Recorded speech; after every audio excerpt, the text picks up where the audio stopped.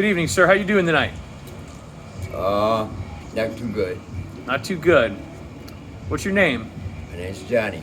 Johnny, it's really good to meet you, man. I understand you're homeless at the moment. Yes, sir, I am. How long have you been homeless? Since September, which makes it over a little over a year. Okay, a little over a year, September. Okay. Where did you live before that? What was your living situation before that? I was living in 3822 Oak Ridge Boulevard, East St. Louis, Missouri. I had death in my family here. I came down and I lost all my family. You what? I lost all of my family. You lost your family. My immediate family, yes. All my sisters, brothers, mothers, father, all of them dead. I'm the baby boy. I'm 66 years old. I'm a Vietnam retired vet. And You were in Vietnam? yes, sir. All right, I want to talk to you more about that. What year did you go to Vietnam? June of 1973. Did you serve in Vietnam? Yes, sir, I did. Were you a combat veteran? I was more medevac. You're a medevac. I flew in. I rescued soldiers from the POW camps, wounded men. That was, POW camps? yeah. You rescued soldiers out of POW camps? Yes, sir. So you broke them out of prisoner of war camps? Yes, sir. How did y'all do that? What was the procedure on that? We're not allowed to talk about a lot of stuff that goes on with the government, but I can tell you we flew in, sometimes under fire, sometimes not under fire. But I got 3 gunshot wounds. I have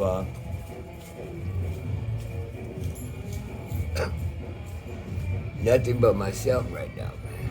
On Miami Street, I applied to HEP, which is help. They turned me down. Why? I don't know.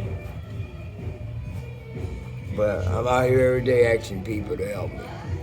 I'm trusting God to put me somewhere. Where did you live before you went to Vietnam? Where did you live right before then? Bradenton, Florida. Oh, you were in Florida then. Okay. Do you remember how old you were or where you were when you first heard the word Vietnam? When you first heard of the country Vietnam, where were you? Did you learn it in school? Did you learn it not till the war started? Where did you first hear about Vietnam? If you remember. I was getting out of high school. You heard Vietnam as you were getting, was it because of the war, because of the draft? Why did, No, it was because I ran into a drill sergeant. That's how I got in. I talked to one of the drill sergeants. He convinced me it was gonna be a good career and stuff like that. Usually the Army doesn't give you or tell you where you're going. so you were in the Army branch of the military? Yes. Okay. They don't tell you where you're going. You know, you get your papers like 3 or 4 o'clock that morning. Next thing you know, you're on a plane. When you get there, you're reading your assignments.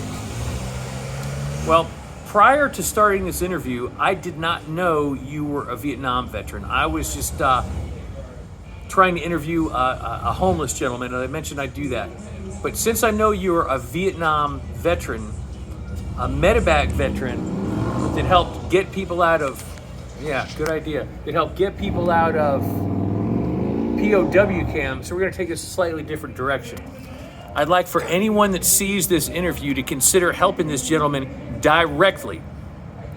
What we're going to do, if he chooses to, we're going to give you a phone number. He's going to give you a phone number. You can contact him and hopefully offer him work opportunities, housing opportunities, or just monetary compensation, monetary donations, because this is what he really needs. He deserves it.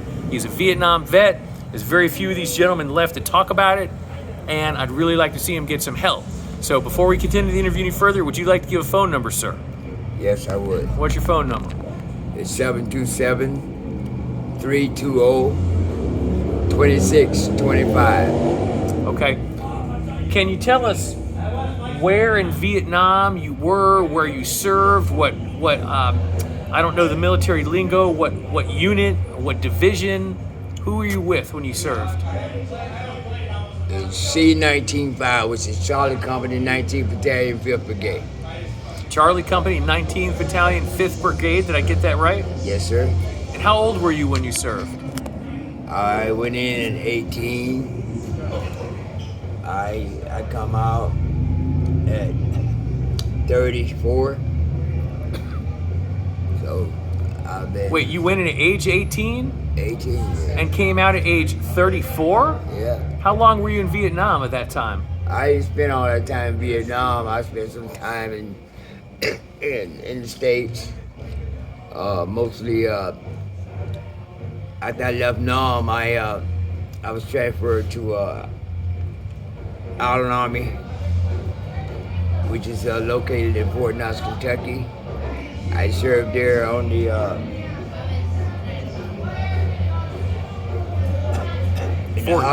Fort Knox, Kentucky. Yeah, You served there. Go ahead. I didn't mean to interrupt you. I worked at Island Army Hospital At where? in Fort Knox, Kentucky. I mean, at what Army hospital? Island. Arlen? It's called Island. Island, like an island. Island Army Hospital. Mm-hmm. Okay. What did you do there? Basically, just take care of patients. That's right, because you were a medic, correct? Yes. Can you tell us a little about any medic or medical training you received by the Army or at the hospital or at any time in your life? Yeah. That's why I went to school. I went to school there. I spent 2 years. I got a degree, a medical degree. Yes, sir. And after I did that, I was, during that time, it was like, you was kind of like grandfather into a lot of stuff. Special training, all that. Okay, I want to give, before we continue the interview, I want to give the audience an opportunity to view the surroundings here. We're on Gulf to Bay Boulevard in a shopping center that houses the Monkey Bar here in Clearwater, Florida. So we've got all these people partying, having a great time in the Monkey Bar. The band One-Eyed Jack is playing with my buddy Kenny at the forefront of that band. And this gentleman, a Vietnam veteran who helped rescue other heroes and is a hero himself, is sitting here homeless on the ground asking people for change. We need to help this gentleman. We need to get him all the assistance we can. How much do you get in government benefits every month? Right now, since I turned 66 years old, I'm getting money out of Social Security. That's only $470 a month. And they gonna start me a check, I think it's $1,200 or something, $1,270. Beginning December, I get my check. So you're gonna get $400 plus $1,270 a month. Yeah. What have you been getting over the past years or so? Nothing. The U.S. government doesn't give you a check every month for being a veteran? They will now.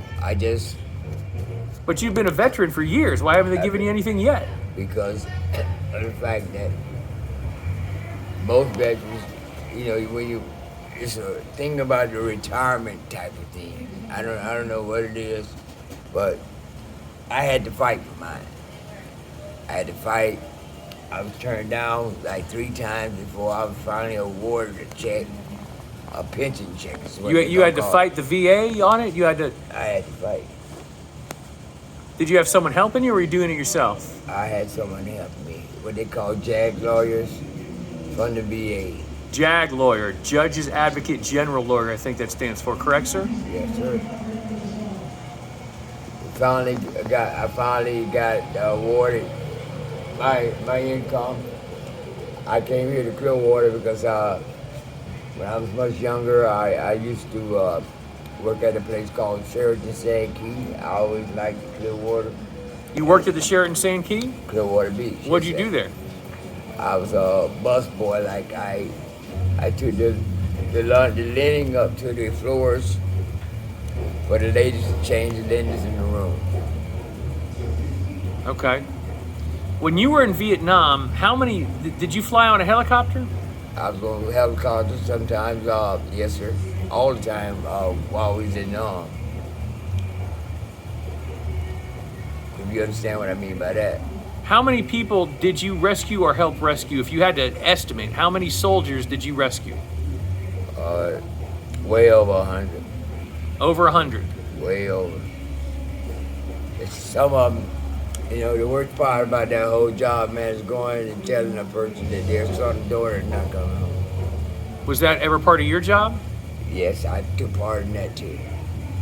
Were you doing that in the States or in Vietnam? I did that in the States. Where in the States were you when you did that job?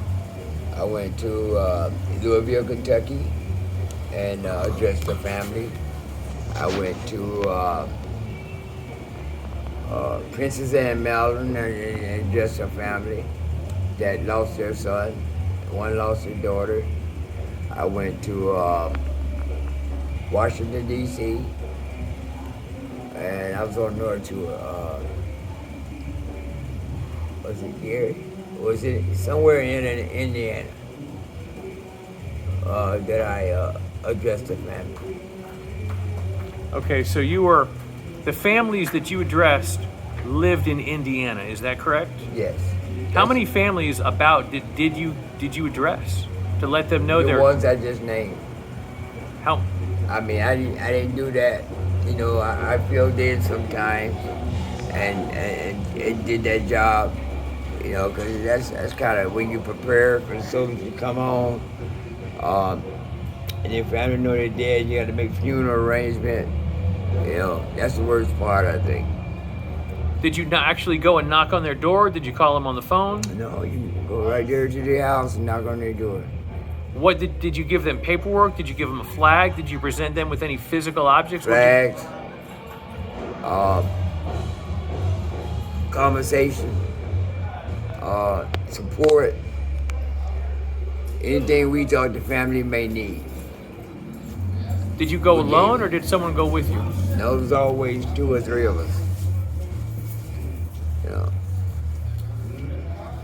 a psychologist, you know, a doctor, and maybe a medic would always And go. you were the medic that went. Yes. Do you remember specifically a family that affected you the most to go see that maybe broke down or anything?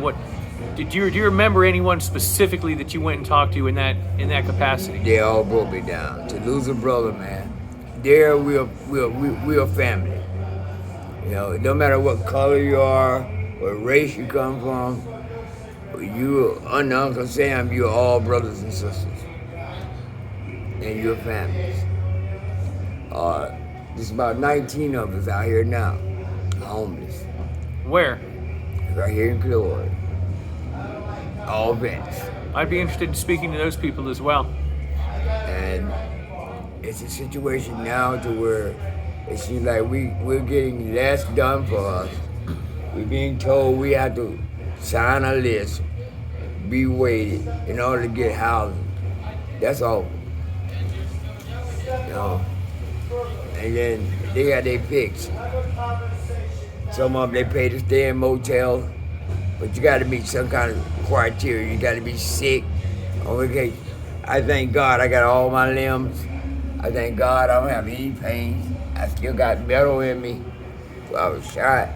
So rather than focusing on the negative of your bad situation now, you're kind of focusing on just being grateful for what you do have, right? Amen. And we're coming up on Thanksgiving this year, 2022, so that's a good time to be focusing on giving thanks. Well, I just had Veterans Day, and a lot of people looked out for me. A lot of people know me out here. Do the police know you? Some of them. How do they treat you? How do they respond? Does anyone ever call the police on you? No. I don't do anything wrong. I don't do drugs. I don't drink. I smoke cigarettes. You don't drink a drop? You don't even smoke weed or do any kind of methamphetamines or anything? Why not? No, I have a defect. I don't even take no medication, bro. I ain't on no type of medication. When's the last time you slept inside on a bed? At a hotel or shelter or anything, whatever it was. In a year. Where do you sleep? Behind dumpsters, You sleep behind dumpsters? in the bushes, wherever I can find shelter or cover. That's Once you dark start, enough. once you start getting your monthly checks totaling about what, 1,670 a month, where are you going to sleep then? I'm gonna try to get me a nice apartment, a house, or whatever it takes. How long is it going to be before you can get a place to live, if you, in your estimation, if you had to make a projection? The type of man I am, probably a month. Because I'm not gonna really wait on people. I'm gonna be out looking, trying to find something that I You're can going to make afford. it happen fast, huh? That I can afford. Once I start getting my money right and coming in like it should. Do you have kids? Yes, I have. I have a lot of step kids, and I have my biological kids with my ex-wife, who lives in Sarasota. How many biological kids do you have? I have 4. How old are they? They're grown now. My 2 daughters from Lynette in Sarasota, they got kids of their own. You know, they doing all right. In fact, my baby girl is a cow right now. She's And she lives in Sarasota? She lives in Sarasota. Yeah, Has doing she good. ever? Have you ever talked to her about living with her or any of your other kids? I've talked to them, and I feel like I've done a good job with them because they're all doing good. My baby girl lives in a hut home, so I can't go there. She has 2 sons. She lives in a HUD home? Yeah, one of them homes that you build, HUD. Oh, I got you. And they won't let her father, a homeless Vietnam vet hero, live with them? No, they have certain. Do people often tell you you're a hero for rescuing people in Vietnam and Yeah, coming sure. home alive? I got the National Defense Medal. I got the President Medal of the Heart. I got a Purple Heart. You know, I mean, I'm well decorated. It's just that, you know, now I don't have any family. No immediate family. All my immediate family, all my brothers. I have 5 brothers. All of them dead. My sister's gone. My niece is gone. How old are you? I'm 66. I'm the baby boy. Are you about the average age of someone that served in Vietnam? Or are you some of the oldest, some of the youngest? Well, 73 was what they call a Vietnam era, because the war was actually ending then in Vietnam, and what was happening, taking place is, well, some of our brothers that was missing, not on roster, we went looking for them. Some we found, some we didn't. Some had no arms, no legs, you know, but we brought them home. Do you remember specifically any of the people you served with in Vietnam? Any of your fellow medics that were there in Vietnam rescuing people with you? Do you remember those guys? Could you say one of their names and maybe tell a story about your experience with them? Well, that part, I really don't want to discuss that. That's kind of painful for me. Right. I've had flashbacks and stuff like that. Right now, I got PTSD, and I have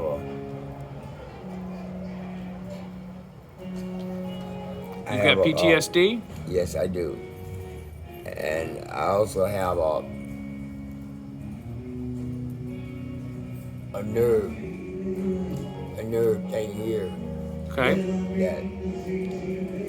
that messes with me. So What's the most painful medical condition that you currently suffer from? really, I'm not. It's a night sweats and stuff, you know. Certain sounds sets me off. You're not on any disability payments every month? No. Are you disabled? Yes, I am, but I have no way of. I'm not really disabled because I can get around, I can walk, I can still work, you know, do manual labor if I really wanted to. But Even with the metal in your arm and the nerve damage in your face, you still feel like you can do manual labor? yeah, but Why don't you? because of how much money you have to report all that stuff. I don't have transportation to get to the VA like I want to. They can provide a lot of transportation for me, but it's certain routines you have to go through You go to the Bay Pines VA? whenever I can get there. Yes. You feel like they do a nice job for you down there? No. You don't like Bay Pines VA? No. I don't. Racing guy, he cannot try to fight. He's like twice my size. Who? Some big guy in there. Oh yeah, he's I one was there 10 like feet that. away. You just gotta just walk off, man, and ignore him. You know. And Okay, he so this kept gentleman, shot. you're on camera, okay? Okay. This gentleman just almost got in a fight. Someone tried to threaten him, and we've got a hero Vietnam vet that's giving this young man some advice about not fighting. What advice did you give this young man? I just told him, you have to walk away. You got to understand they're in there drinking and their demeanor or their attitude. He might not like the way you look. You ain't did nothing to him. So you walk away and get at the God, man. So this gentleman, Let the good a lot Lord deal of with it. people would have told this young man, how old are you, sir? Almost 30, unfortunately. A lot of people would have given this young man bad advice. But we've got a hero Vietnam veteran, a medic, who's been saving people, or Medic. I didn't know that part. medic in Vietnam, bro. Yeah, that's great. So That takes some guts. There. when he was a young man, he saved other young men from the battlefield and prisoner of war camps. And now he's in the process of giving this young man good advice. Don't give in to your adrenaline and get in a fight. Is that basically what you were saying? That's the bottom line. You got to understand, what you're walking into. See? That's why. So tell us why you You don't. may have went in there to check out the ladies or whatever, But people see you, and you ain't did a damn thing to them. You want to have a seat next to him? But, Sure. but what you got to look at is people from all walks of life, man. No matter where you go in this world. I've been a lot of places. 10 feet away from him already. It doesn't matter. Something about you don't like. That's fine. So he picks on you. But you got to know. You got to be ahead of the game. You got to know, hey, I didn't come here for that. I came walking, here- and he kept screaming. Yeah. So I already knew he was past the point of turn alcohol-wise. There you go. And I'm just like, What don't you like about the Bay you Pines? may remind him of somebody you don't like or don't got into it or whatever. yeah. You may look like that person. You know what I'm saying? You ain't did nothing to the man. So you just walk off because you didn't come here for that. You Sir? come out to have a good time. Can you tell us a little more about Bay Pines and what you don't like about them? Well, actually, I want to stop here because I don't want to talk about stuff like that because Okay. that kind of stuff can hurt. Okay, you want to end the interview now? Yes, I do. Oh, we can't thank you enough, man. You gave your phone number before. Would you like to give it again? My phone number again is area code